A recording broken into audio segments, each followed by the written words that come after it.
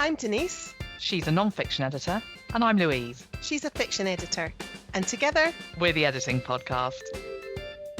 Hello and welcome to another episode of the Editing Podcast.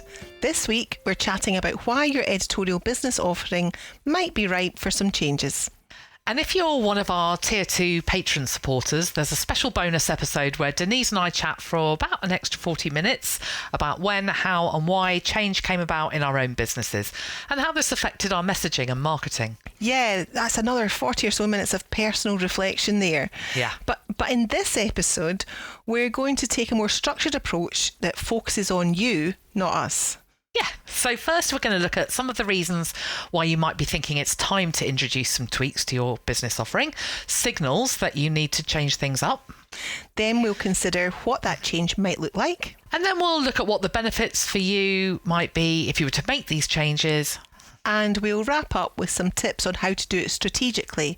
In other words, in a way that means it's planned around the outcomes that you want to achieve.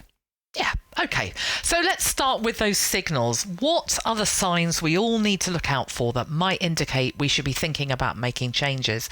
So the first and most obvious one is that you're seeing, I guess, a decline in client inquiries, or the amount of repeat work you're getting is perhaps not as good as it used to be. Yeah, and that could be an indication that either the market's more competitive than it used to be, or that the people who might once have got in touch with you are using digital tools to do this work themselves instead. Yeah, or there could be a global economic conditions that mean that the kind of people you've tended to work with in the past can't actually currently afford to work with you. And the fact is that there could be multiple different reasons behind the shift you're experiencing, but the important thing to bear in mind is that at least you've noticed it and acknowledged it. Exactly. That really is the critical first step. Understanding that there's a problem that's affecting your bookings and that you need to respond to it in some way. Yeah. Another signal that it could be time for change is signs of burnout or loss of passion. So while the previous sign that all's not well was about external factors, this one's about you. Yes, an internal sign. So let's look at the passion side of things first. Perhaps you're bored of doing the same kind of editing, or you're finding that working with a certain type of client isn't fulfilling you like it once did. And the risk, I guess, here is that you're feeling unfulfilled. And if that's the case, you're not going to be engaged in what you're doing. And that negative mindset could filter through into your work, however hard you try to ensure that it doesn't. But an even bigger red flag would be if your work is starting to make you anxious and unable to think straight. That could be a signal that burnout's around the corner, and then that's a whole other ball game, isn't it? Yeah, because definitely. We all need to prioritise our mental well-being, ideally before we crash, not after. Absolutely. So another signal could be that new technologies have emerged or are emerging, and that some of your former potential clients might be choosing to explore those instead of commissioning you. Yeah, now some of that software might work hardest when it's complemented by human intervention, but it might be that some of the people who were your target clients in the past are now just simply taking the human out of that loop. Yeah, and we're hearing more and more discussions about this in the editing community and beyond. Our translator colleagues have been impacted in this way, haven't they? Yeah, absolutely. They really have. And it's a good reminder that well, nothing stays the same, does it? Yeah. You know, there's always been new technologies emerging. And for that reason, editors have always had to be adaptable. I think what's so stark now is the pace of it all, isn't it? Yeah. Whereas once it could take years for a new technology or it felt like it was taking a few years for a new technology to affect the approach people took to editorial work. Now it's much faster, and that means we need to be able to adapt faster too. Yeah, absolutely. Yeah, we don't have the time to sit in the fence, otherwise we're going to get left behind, aren't we? Yeah. So a fourth signal could be that your income is stagnating. So even though the work offers are still coming in, just like they always have, perhaps the fees you're being offered aren't keeping up with the cost of living. And that means you're working just as hard but seeing a poorer return on that labour. And if, like us, or wherever you live in the world, and you're seeing your fuel and food and utility and rent or mortgage bills going up, that makes the hit even harder to bear. Yeah, it really does. Yeah. So those are 4 signals that we can all look out for that indicate it's time to consider making a change. The question is then, what might that change actually look like? Yeah. Now, we're not going to pretend we've got a magic wand, but what we can do is chat today about 3 possible responses to those warning signals and why they're beneficial. So the first change to consider is whether you might start working in different subject or genre areas. Yeah, and so that might mean adding new specialist areas that you're prepared to work in. So, for example, if you're currently doing just medical editing, could you look at adding other STEM or allied health disciplines to your business and maybe get in touch with publishers who have lists in those areas? Yeah, or another approach might be to look at the types of materials you work on in your existing specialism field. So if you're a fiction editor, could you develop your business so that you're not just focusing on editing novels, but also on writing or editing blurbs and synopses? Yeah, that's an interesting one, isn't it? Yeah. Or if you edit medical books and journals, could you develop that offering so that it extends to grant proposals or abstracts, data documents, or technical reports? So the benefit here is that you're widening the value that you offer your potential clients. Yeah, and in all those cases, the key would be to ensure that your promotional materials reflect that clearly.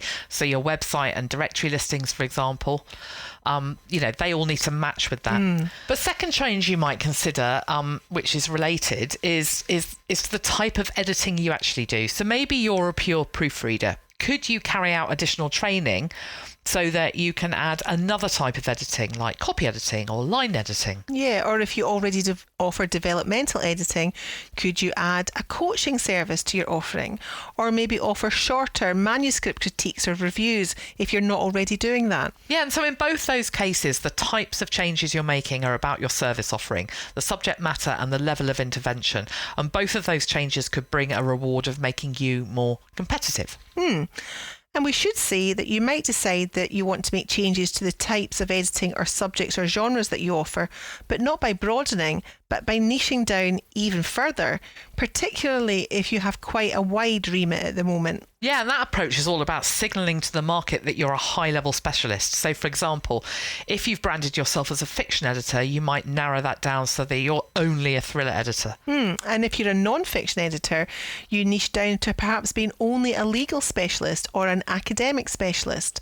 Now, there's no right or wrong approach to this. It really is a very personal decision, but that can be some people's preference, right? Yeah. A third type of change that you might consider is changing your pricing model. And yes, you can increase your prices. If you're visible to the types of clients who are willing to pay those prices, this is a great move. But some of you might be thinking, but I'm not sure I am visible to those types of clients. Not yet. And making it so that I am visible and attractive to them will take time. I need change now. Yeah, and that's a fair point, isn't it? Yeah. In which Totally. case, you could think about restructuring your pricing package so that you can introduce a range of packages that suit different budgets. Yeah, so it might be that you offer a pared back package to clients that you know are going to be budget sensitive, while introducing more expensive packages with more value to another audience.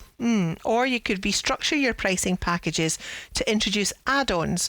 So a copy edit with a 2-page editorial report costs X, but for an extra fee, you'll provide a 25-page editorial review.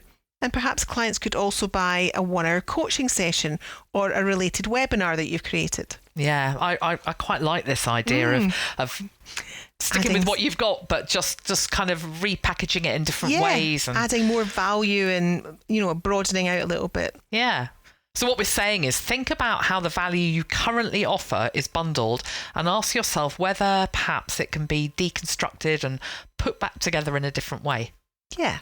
And in that way, you're still offering the same services, but you're giving clients choices about what they get. And that helps both you and them navigate this global economic situation while respecting the fact that most people are feeling the pinch, but in different ways. Exactly. So we touched on this, but another change you might consider concerns marketing. And the issue is here, it's a case of reflecting on whether the way you've gone about marketing in the past is still working for you. So maybe you've always relied on word of mouth or referrals from colleagues. Yeah, or perhaps you've relied on one specific directory or another type of space in which you advertise. And it may be that these have worked fine for years, but now they're not. And it could be that the directory that you were in has more people than it did before. Yeah. It's such a simple thing, but it could change quite a lot for us. And it could be that the word of mouth contacts that you have had for all this time have moved on to new pastures and aren't in contact with you anymore. Yeah, or it could be that some of your ideal clients are using AI-based search engines rather than the ones we're all used to hunt for editors, and you're not showing up there. So as we said earlier, make sure that if you're changing up your services, that information is singing from your website. Yeah. And it might be that you decide that you need to introduce content marketing into your business, or that you need to overhaul your website or renew your branding. Yeah, and you might need to think about what you can do to make your website AI friendly, as well as, of course, human friendly. There's some amazing guidance on making your website AI friendly coming out from Andy Crestodina at the moment. One of yours are my heroes. Yeah, definitely. So we should definitely stick a link to that in the show notes. Yeah. He's an example of someone offering a different service, that's websites and online marketing specifically, but who's always thinking about how changes in the world mean that we need to adapt and how we can do that quickly. Yeah, he's brilliant. So we've talked about signals and 3 possible responses, or was it 4? We miscounted. Now let's have a look about how we might go about making changes strategically. In other words, making sure that we don't react in a knee-jerk way, but instead do some work to understand what the issue is, why that might mean change is necessary, and how we're going to respond. Yeah.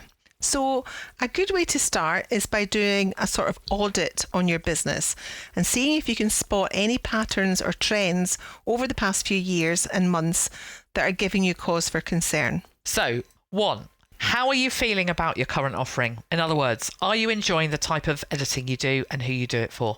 And how does that compare with how you felt 2 or 3 years ago? Yeah. 2, are you still getting enough work so that your business is paying you what you need it to pay you to live?